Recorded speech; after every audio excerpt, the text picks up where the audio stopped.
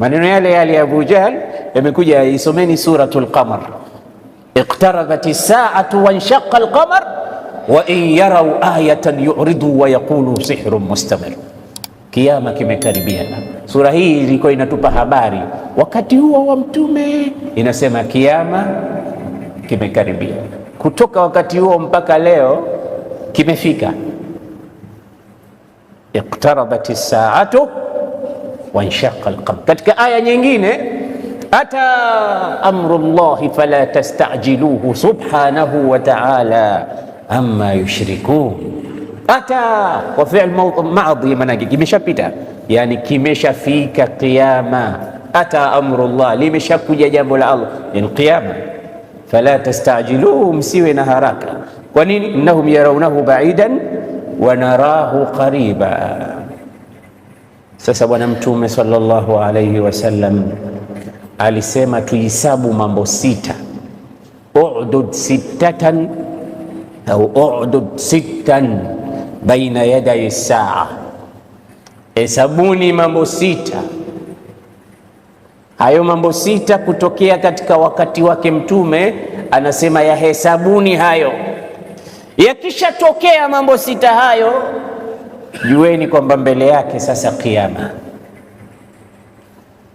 Kiyama hakijulikani ndugu zangu, lakini sharia, sharti, alama zinajulikana. Yasalunaka anis saati ayyana mursaha fima anta min dhikraha ila rabbika muntahaha innama anta mundhiru man yakhshaha. Anasema wanakuuliza kuhusu kiyama ni lini. Na bedui mmoja alikuja akamuuliza mata saa, ni lini kiyama Muhammad? Gamba ma a'dadta laha, kwani umekiandalia nini hicho kiyama? Mtume hajui kiyama ni lini, anamuuliza umekiandalia nini? Anasema sina amali nyingi, lakini uhibbu Allah wa rasulahu, nampenda Mungu na mtume. Gambia anta ma'a man ahbabta yawm al-qiyama, basi utakuwa na wale unaowapenda siku ya kiyama. Hakumwambia tarehe fulani wala mwezi fulani wala mwaka fulani, kwa sababu mtume hajui ni lini siku ya kiyama. Hata katika hadithi ya Umar ibn al-Khattab, Imam Muslim, hadithi ya alikuja bwana mmoja mwenye nywele nyeusi sana, nguo nyeupe sana, hata jalasa ila rasulillah fa asnada rukbatayhi ila rukbatayhi, akamuuliza mtume. Mwisho alimuuliza swali, mata saa akhbirni ani saa, nieleze Muhammad kuhusu kiyama ni lini? Mtume akasema mal mas'ulu anha bi'alama min as-sa'il. Angalia adabu ya Mtume sallallahu alaihi wasallam, anasema hakuwa mwenye kuulizwa, yani yeye Mtume ni mjuzi wa kiyama kuliko muulizaji. Muulizwaji hana ujuzi wa kujua kiyama ni lini, labda muulizaji. Wewe unatoka kwa Mungu huko, pengine habari zote za kiyama unazo. Basi akamwambia akhbirni an amaratiha, kama hujui ni lini nieleze dalili zake. Mtume akamwambia dalili nazijua, antalida al-amatu rabbataha. Hii hadithi imetafsiriwa sana maana ya antalida al-amatu rabbataha. Moja katika tafsiri zake ni mama kumzaa mlezi wake, mwanamke amzae mlezi wake, kwa maana ya kwamba ukiona mwanamke leo mtoto aliyemzaa, yule mtoto anakuwa kama ndio mama na mama anakuwa kama mtoto, ni dalili za kiyama.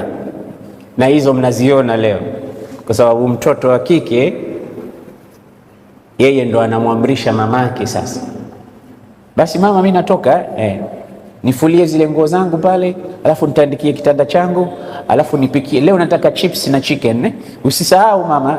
Haya, imebadilika sasa. Kisha anatoa amri akisikilizwa, akiambia mama, leo hakuna ruksa kwenda pahala fulani, hakuna ruksa. Akisema mama, leo utakwenda, kuna harusi ya shoga yangu, lazima uende, tena uvae mini, mama atavaa. Mama anaweza akafanywa kama kinyago na watoto wake, na yeye anakubali tu.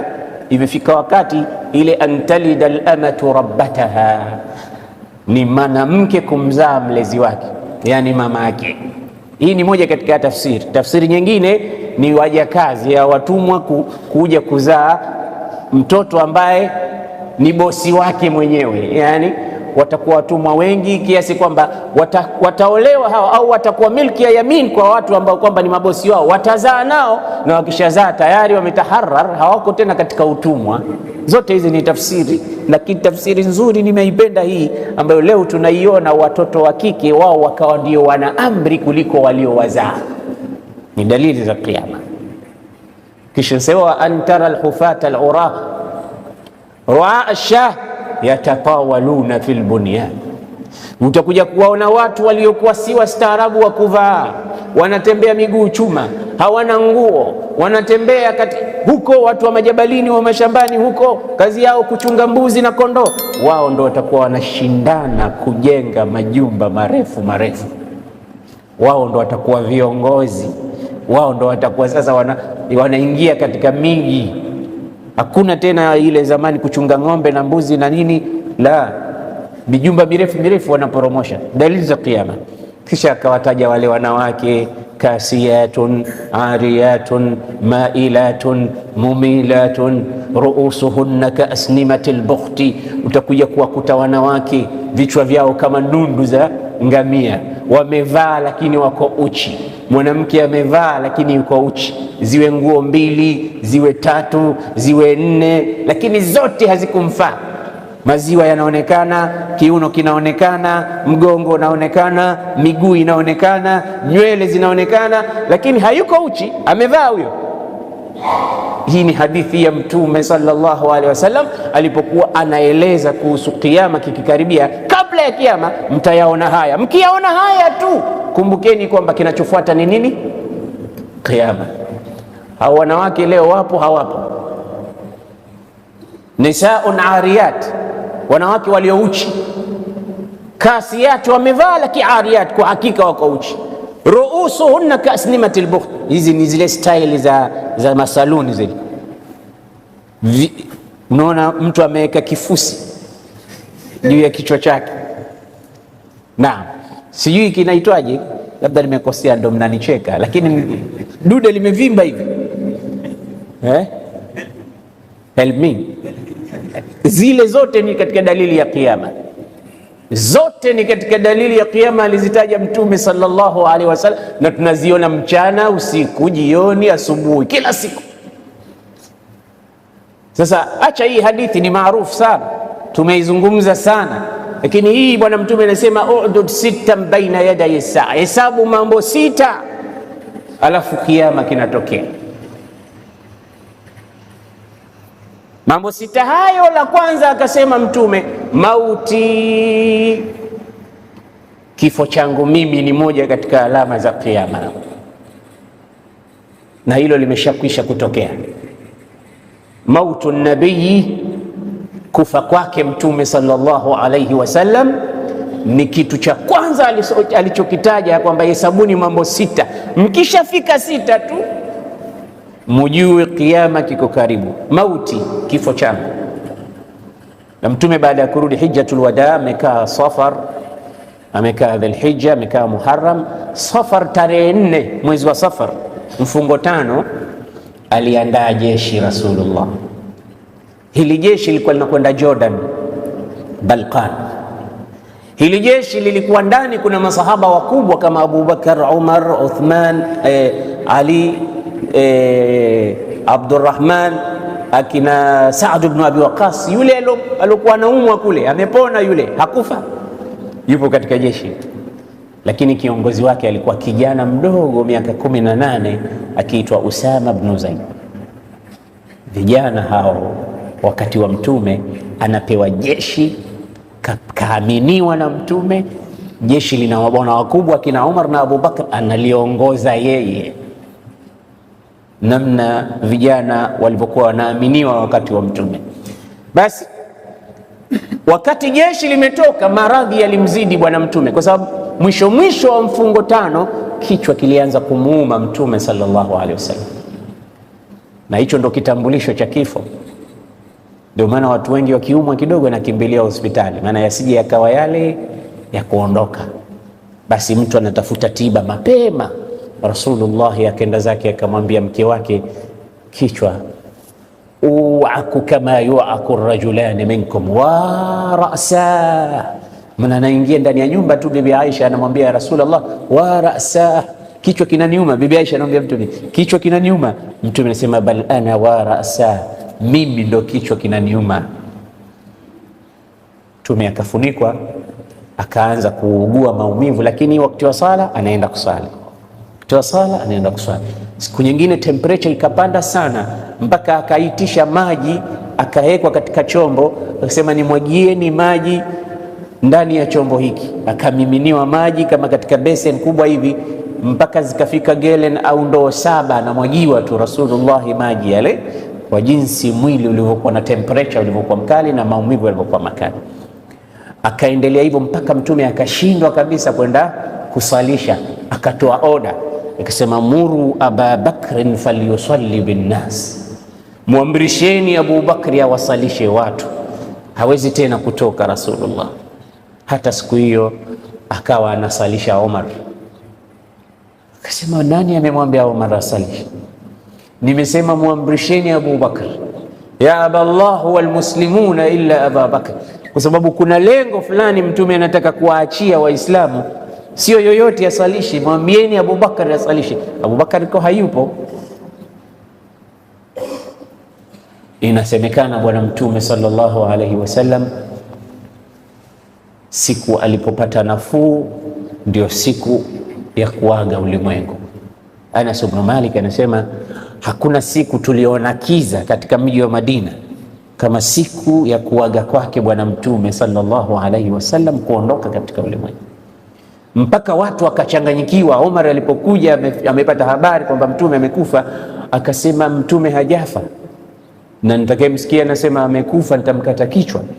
Hii ni habari ilitokea kweli, kwa sababu mtu yoyote anaweza akapanic, na ndio maana Mwenyezi Mungu akasema innal insana khuliqa halua idha massahu ash-sharru jazuan wa idha massahu al-khairu manua.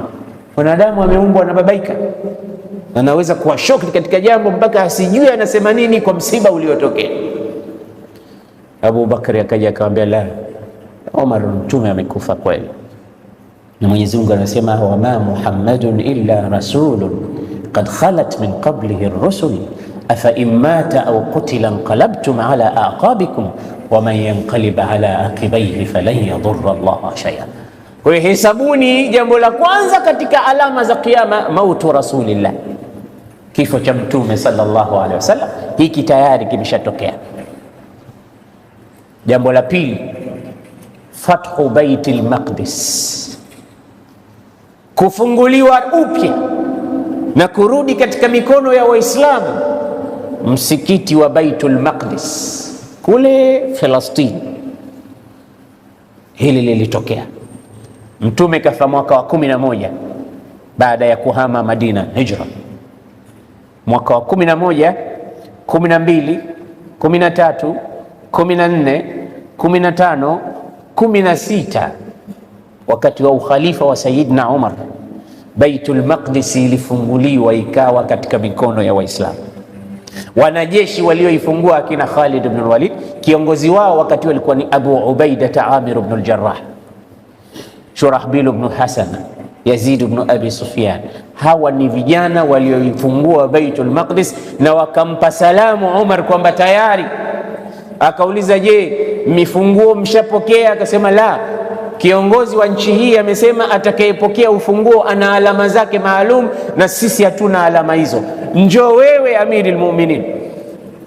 Umar akaondoka Madina na ngamia wake na mfanyakazi wake, wakaja zao Palestina. Kufika Palestina, Umar alionyesha mfano wa rahma, maana kile kipando kilikuwa kinapandwa na watu wawili, yani kwa zamu. Anapanda Umar anashuka, alafu anapanda mtumishi wake anashuka, alafu kipando anakiachia bila ya kupandwa kipumzike. Muntaha rahma katika Uislamu. Sasa alipofika katika masharifu Falastini, ilikuwa ni zamu ya mfanyikazi wake kupanda juu ya kipanda, na mvua ilikuwa imenyesha, kuna tope. Saidina Umar akawa anatembea katika tope ile na viatu amevua, amekamata. Mfanyakazi wake yuko juu ya ngamia. Abu Ubaida akakamata mdomo, akasema tutasemaje sisi kwa viongozi wa nchi hii ikiwa president of Islam anakuja miguu chini na mfanyakazi wake ndio yuko juu ya kipando? Itakuwa aibu. Akamuuliza, ya amira almu'minin, atahudhu atadusu biqadamaika turab, unakanyaga tope? Kwa nini usipande wewe kijana wako akaja kwa miguu? Umar akamwambia, lau ghayruka qala hadhihi alkalima la awja'tuhu darban, angesema mtu mwingine neno hili, ilo bao nilompiga ningekuwa halisawiriki. Lakini bahati yako wewe, Mtume amekuita aminul umma, una heshima yako. Abu Ubaida ndio yule aminul, una heshima yako katika Uislamu. Ilo neno lilolisema hilo, ile heshima yako imekusaidia. Lakini angekuwa mwingine hapo angekuwa chini. Unasemaje? kunna adhillaa fa'azzana Allahu bilislam, sisi tulikuwa wadhalilifu sana kabla ya Uislamu, kilichotufanya tumetukuka ni huu Uislamu. faidha btaghaina alizzata fi ghairi alislami adhallana Allah, tukitafuta kutukuka kwa watu, sifa kwa watu, tutadhalilika. Uislamu ndio ulotunyanyua sisi, hatukunyanyuliwa na watu wala kuwaogopa watu. Uislamu ndio ulotunyanyua. Tulikuwa tukizika watoto wetu wakiwa hai, tulikuwa tunaabudu masanamu, tulikuwa. Leo tumepata izza hii tumeipata kwa sababu ya Uislamu.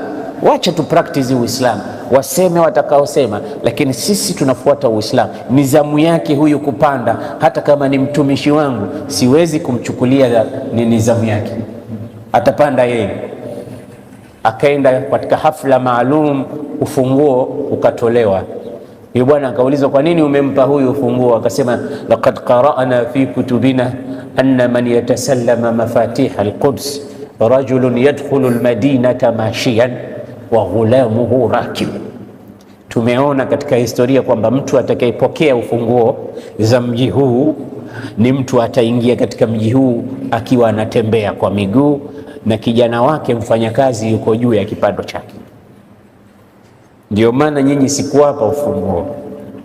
Lakini sifa yake nyingine, fi thawbihi 17 raqa, ndani ya nguo yake, katika nguo yake 17 raqa, una viraka 17. Nguo imeshonwa imewekwa viraka. Hivi viraka, astaghfirullah, ni kama pete za wale jeshi. Tukisema viraka tunapata dhambi. Huyu mtu alikuwa mtu mwingine, basi hiyo nguo yake itakuwa hivyo, huyo atakayeingia. Na hilo ndo lilikuwa joho la Umar, lina viraka, limepachikwa viraka. Walikuwa kitia viraka bwana. Sisi kanzu ikiwa na kiraka, saa ameishiwa jamaa, do mpaka anatia kiraka. Hawa watu walikuwa hawajali kuhusu dunia, wao walikuwa wanaangalia mbele. Bwana Mtume anasema fathu Baitul Maqdis, kufunguliwa kwa Baitul Maqdis ni shartun min ashrati saa. Mtume anasema hesabuni la ngapi hilo. Baitul Maqdis ikafunguliwa, Waislamu wakawa wanaweza kwenda kusali katika msikiti huu, haiko katika mikono ya mtu yoyote, mpaka ikaja ikachukuliwa tena na mikono ya maadui wa Waislamu. Mara ya pili ikafunguliwa tena rasmi na Salahuddin al-Ayyubi. Ikaja tena baada ya kifo cha Salahuddin al-Ayyubi, ikarudi katika mikono ya wasiokuwa Waislamu, na mpaka sasa hivi iko katika mikono ya wasiokuwa Waislamu. Mnasikia hivi vita vyote vya Falastini, Qudsi, kwa sababu Israeli inataka ile Qudsi na ule msikiti nasema ni wao, na ile itakuwa ndo capital city ya Israeli, na Wafalastini wanasema hapana, hii ni capital city ya Waislamu na huo msikiti ni wa kwetu. Ng'ang'anizi umetokea hapo na vita kuu vitatokea hapo. Mpaka leo Waislamu hawawezi kwenda kusali pale, na siku za Ijumaa wanaangalia wale vijana wote hawaruhusiwi kwenda kusali pale. Waliofika zaidi ya umri wa miaka 50 60 ndio wanaruhusiwa kwa amri ya Wayahudi, sio kwa amri yao. msikiti ambao Mtume anasema ukisali rakaa sala moja pale unapata 500, ukisali Madina 1000, ukisali Maka laki. Misikiti mitatu hii ni misikiti mitakatifu sana kwa Waislamu. Fathu Baitul Maqdis. Alama ya tatu Mtume anasema mutanun, kutatokezea janga la maradhi. Ya'khudhukum kaqu'asil ghanam. Alama ya ngapi? Ya tatu. Yatatokezea maradhi ya mlipuko kama vile maradhi ya wanyama. Mbuzi wana maradhi yao yanatokea, wanatoa vitu katika pua, inakuwa sababu ya kufa haraka. Sasa inakuwa kama vile kipindupindu kwa wanadamu. Anasema Mtume, litatokea janga hili, watu watakufa kwa wingi sana. Ya'khudhukum, janga hilo litawazoa watu, litawachukua kama vile ugonjwa unaowapata wanyama wakafa haraka haraka, kama kideri kwa kuku au maradhi ya wanyama, inakuwa kila inayompata inamsibu, wanaambukizana, wanakufa. Hii ni alama nyingine ambayo pia ulama wanasema ilishawahi kutokea katika mwaka wa 18. Mwaka wa 18 bado ni katika utawala wa Sayyidina Umar, katika khilafa ya Sayyidina Umar. Mwaka wa 18 Hijria, kule Syria kulitokea mlipuko wa maradhi ya kipindupindu ambayo kwa Kiarabu wanaita at-taun, maradhi ya tauni. Yaliwachukua watu 25,000 kwa wakati mmoja, 25 nafsa. Tena ni katika Waislamu na masahaba wa Bwana Mtume Muhammad waliochukuliwa na maradhi hayo. Ya'khudhukum, yatawachukua, wayantashiru fikum, yataenea. Miongoni mwa waliokufa kwa maradhi hayo ni amiri wa jeshi lilofungua Baitul Maqdis, Abu Ubaida Amir ibn al-Jarrah, alikufa katika maradhi hayo. Hata Sayyidina Umar kuna wakati alikuwa anataka kutembelea huko, viongozi wakamwambia usije huko, kuna maradhi, watu wanakufa kwa kipindupindu, kwa hiyo tunaogopea kwamba ukija utaambukizwa na unaweza kufa. Sayyidina Umar hakwenda. Mmoja katika Waislamu akamwambia Umar, atafirru min qadari llah, wewe si ni Muislamu, mbona unaikimbia qadari ya Mwenyezi Mungu? Kama Mwenyezi Mungu amekuandikia kufa kwa kipindupindu, si utakufa tu, wewe nenda. Umar akamwambia, hii kukimbia pia ni qadari ya Mwenyezi Mungu vile vile. Kwa hiyo nafirru min qadari llah ila qadari llah, tunaikimbia qadari ya Mwenyezi Mungu kwa qadari ya Mwenyezi Mungu vile vile. Na hii ndio policy ya Waislamu. Sio ni watu wanakufa sema bwana mimi naenda hapo hapo. Wala tulqu biaidikum ila tahluka, msijipeleke wenyewe katika maangamizo, msijipeleke wenyewe katika maangamizo. Kwa hiyo hivi vilitokea wakati huo. Ni kitu cha tatu ambacho ni alama miongoni mwa mambo 6 ambayo Mtume sema udud baina yaday saati 6, mauti, fathu Baitul Maqdis, wa mutanun ya'khudhukum kaqa'asil ghanam. Jambo la 3. Jambo la 4, Bwana Mtume sallallahu alayhi wasallam akasema istifadhatul mal, itakuja wakati mali itakuwa nyingi sana, hela itajaa, watu watatosheka kutokamana na pesa na kipato wanachopata, itakuwa hela sio shida. Tasawwar ndugu yangu, leo katika kitu kigumu kupatikana pesa, lakini Mtume anasema kutafika wakati yu'ta ar-rajulu 100 dinar, mtu ataletewa dinari 100 au 1000 au milioni 1, apewe mbeze zako. Fayabaha wa yazallu sakhitan, hatochukua na atakasirika, ataendelea kukasirika, pamoja na kwamba hela ile amepelekewa itakuwa si chochote si lolote pesa. Na ulama katika kuizungumza alama hii wanasema pia imeshawahi kutokea wakati wa ukhalifa wa Umar ibn Abdul Aziz.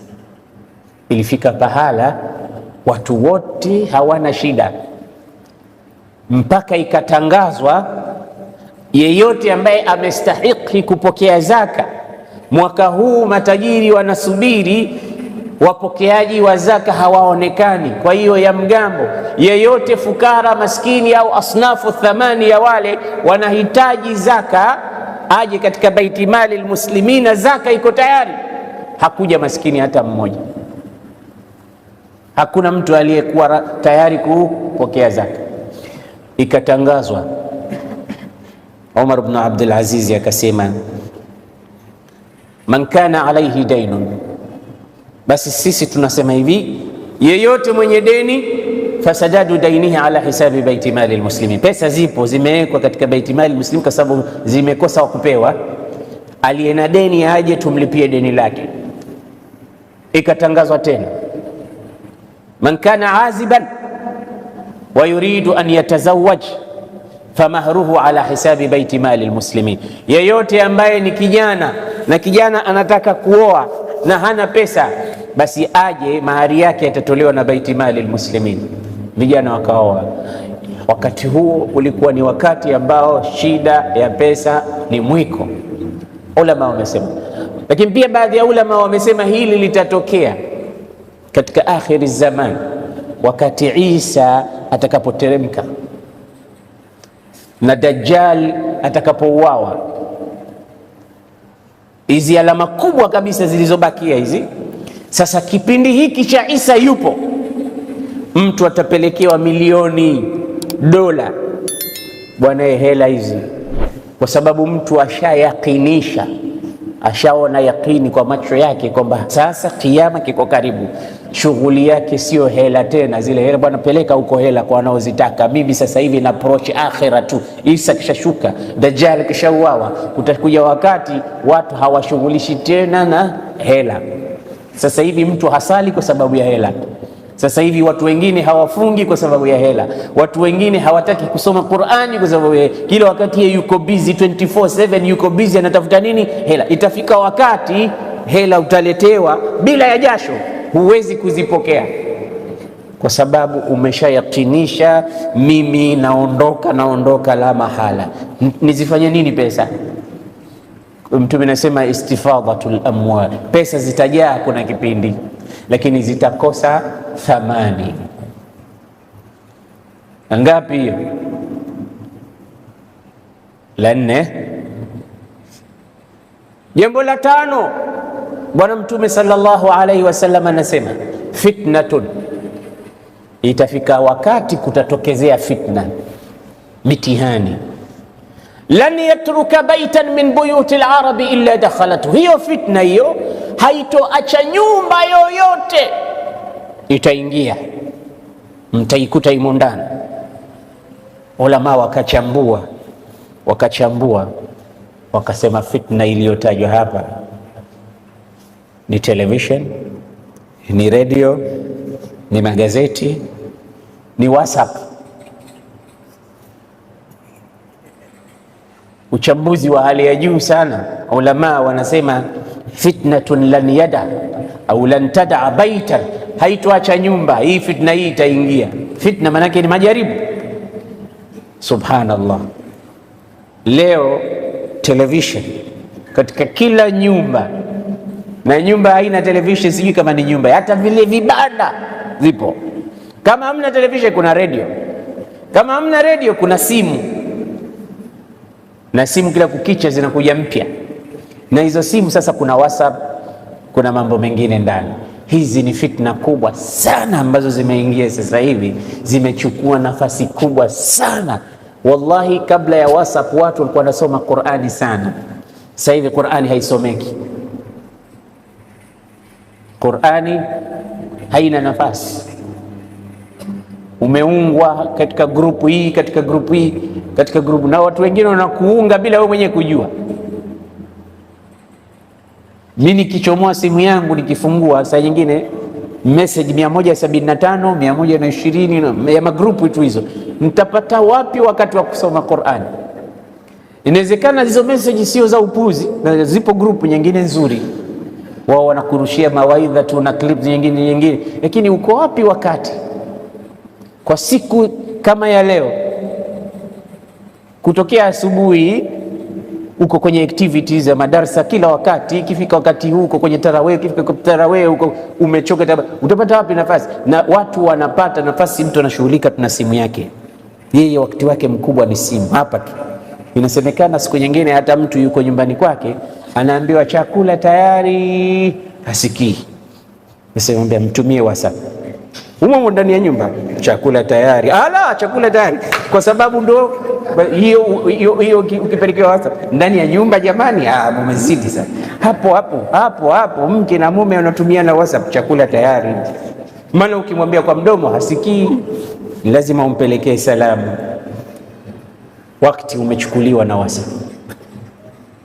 Kama ni mke, basi ndo mke yule mkubwa au mke mdogo, nafasi kubwa sana imepotea kwa mitandao, na watoto wanaharibika, wazee wanalalamika. Imekuwa hata wazee nao sasa hivi wanashughulika na WhatsApp pia. Matatizo makubwa sasa, vyombo vya habari hivi badala ya kutumika vizuri vinatumika ndivyo sivyo. Kwa hiyo Mtume sallallahu alaihi wasallam anasema kutakuja fitna, haitoacha nyumba. Hiyo fitna itaingia kila pahala, na miongoni mwa fitna hizo ni madishi hayo, ma satellite dish na ma channel yao, kila kukicha na kila kampuni inafungua ya kwake. Kila siku yanakuja mengine tu, mengi katika nchi yetu yamejaa. Kheri ni ndogo kuliko shari. Fitna hizi zipo au hazipo? Hizi ni katika alama za kiyama. Tunasubiri nini? Kipi kikubwa kinachosubiriwa? Mtume alieleza haya mambo yatatokea katika hadithi ya Zaid ibn Akhtab, hadithu sahih. Mtume sallallahu alaihi wasallam, Zaid ibn Akhtab anasema, salla Rasulullah bina alfajra, tulisali alfajiri siku moja pamoja na Mtume sallallahu alaihi wasallam. Thumma qama wa sa'ida almimbar, kisha Mtume akanyanyuka akapanda juu ya mimbar. Fakhatabana, akatupa khutba refu, hatta dhaharat adh-dhuhr, hatta hadarat adh-dhuhr, mpaka wakati wa sala ya dhuhuri hatukutoka, adhuhuri imeingia. Faqama Mtume, fanazala, akashuka katika mimbar, wasalla, akasali ya dhuhuri. Thumma sa'ida al-mimbar, kisha akapanda tena mimbar.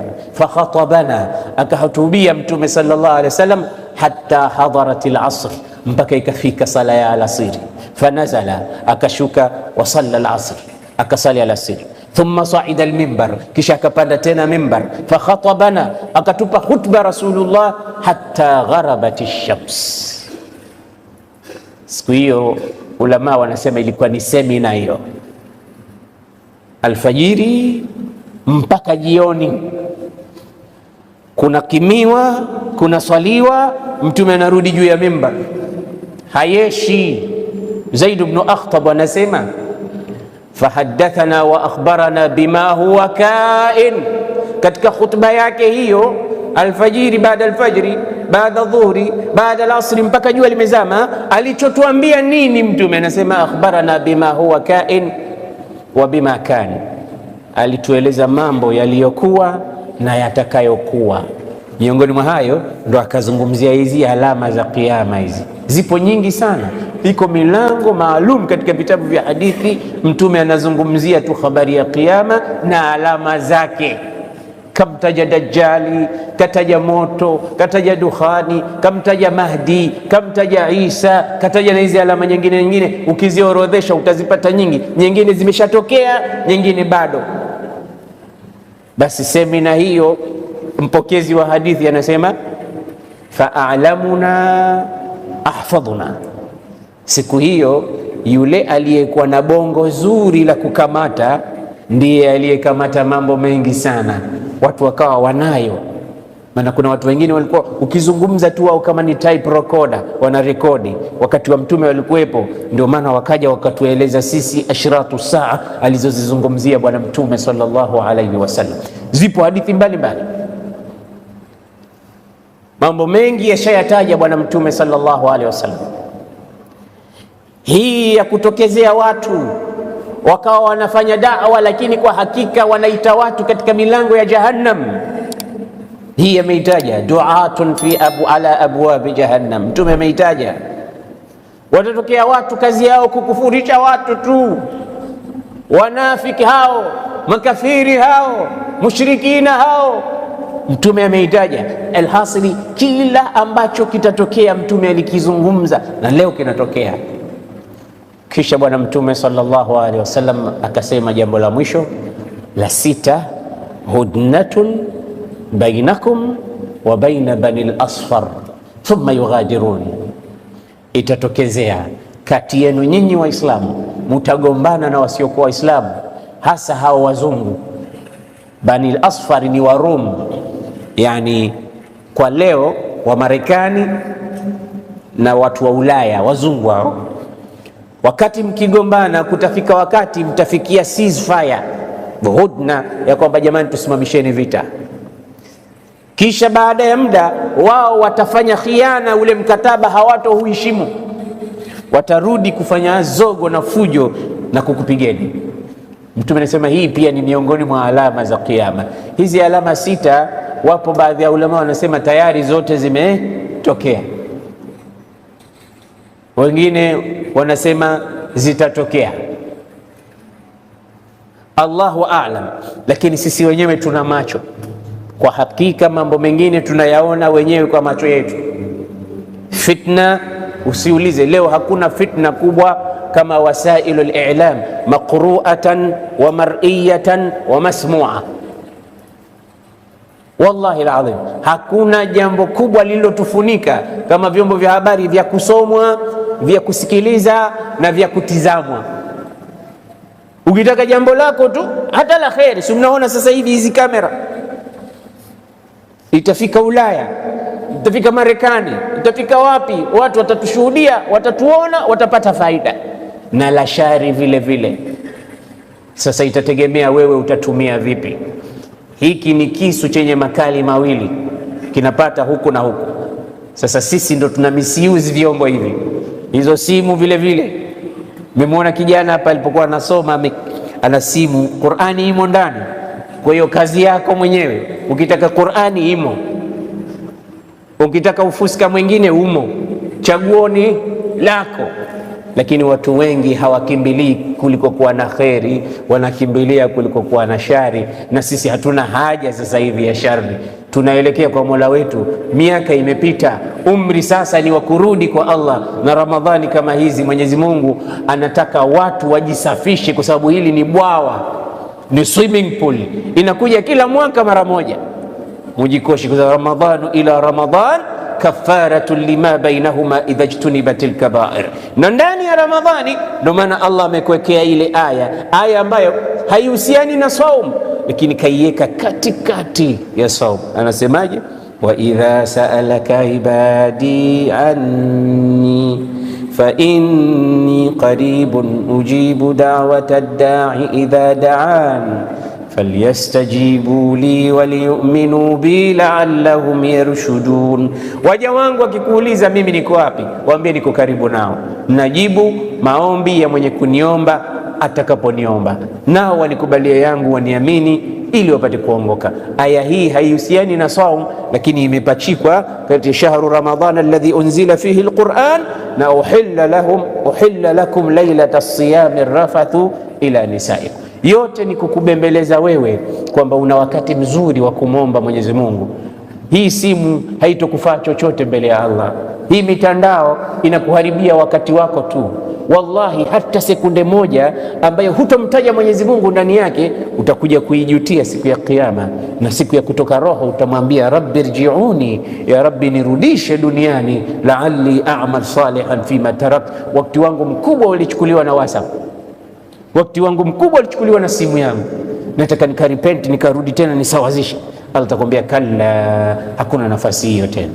Ndugu yangu Muislamu, simu yako isichukue wakati mkubwa sana, isichukue wakati wako wa kheri. Ramadhani yote hii inachukuliwa na simu hizo. Lailatul Qadri inachukuliwa na simu, Salatul Qiyam inachukuliwa na simu, Salatul Tarawih inachukuliwa na simu. Imekuwa simu tena, mpaka imamu kila kitakusalisha inabidi aseme bwana, simu muzime, kwa sababu inaitwa jawal.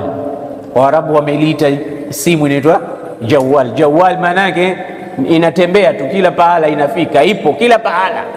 Hata katika msikiti ndani ya sala itatembea tu, mara utasikia inaimba, na wengine wanaeka ndombolo, wengine baini flavor, wengine bayu flavor, wengine vyote hivyo vipo, mpaka imam mara nyingine anakosa, hajui kasali rakaa ngapi, simu.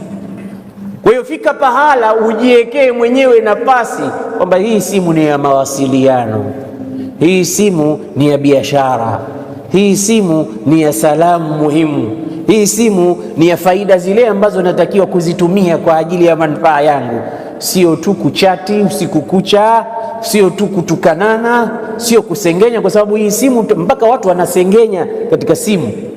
Maana kusengenya sio kusema tu kwa mdomo, vidole vyako leo vinasengenya hivyo. Unapotoa message ukisema mtizame namna masikio yake yalivyo, umesengenya. Tizama bichwa lake, umesengenya. Au kapeleka klipu ile na ile tena, wewe ukawa unachangia katika uovu. Tizama jamaa anavyo enjoy, au mtizame mwanamke fulani, au tizama jambo fulani. Na yote haya tunayafanya, nafasi kubwa sana unaichukua wewe, unaangamiza nafsi yako na roho yako. Kwa watukufu wa Islam, haya mambo sita haya yametokea, yarudishe kuyataja. Mtume anasema udud sittan baina yaday saa, mauti, kifo changu ni alama ya kiyama. Fathu Baitul Maqdis ni alama ya kiyama. Qay'anun min almarad ya'khudhukum kaqa'asi alghanam ni alama ya kiyama. Fitnatun lan tada'a baytan illa dakhalatu ni alama ya kiyama. Istifadatul mal ni alama ya kiyama. Hudnatun bainakum wa baina bani al-asfar ni alama ya kiyama, na zote zimetokea au zitatokea. Ndugu zangu Waislamu, Mwenyezi Mungu atujalie miongoni mwa watu wakisikia wanafuata, na wakifuata wanatekeleza, na wakitekeleza wanakuwa na ikhlas, na wakiwa na ikhlas wanakubaliwa na Mwenyezi Mungu Subhanahu wa Ta'ala. Allahumma inna natawajjahu ilayka fi hadhihi as-sa'a ولعلها ساعة الإجابة أن تيسر علينا أمورنا أمور الدنيا والآخرة واقض جميع حاجاتنا.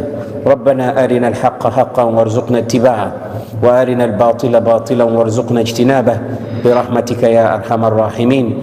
بفضل سبحان ربك رب العزة عما يصفون وسلام على المرسلين والحمد لله رب العالمين.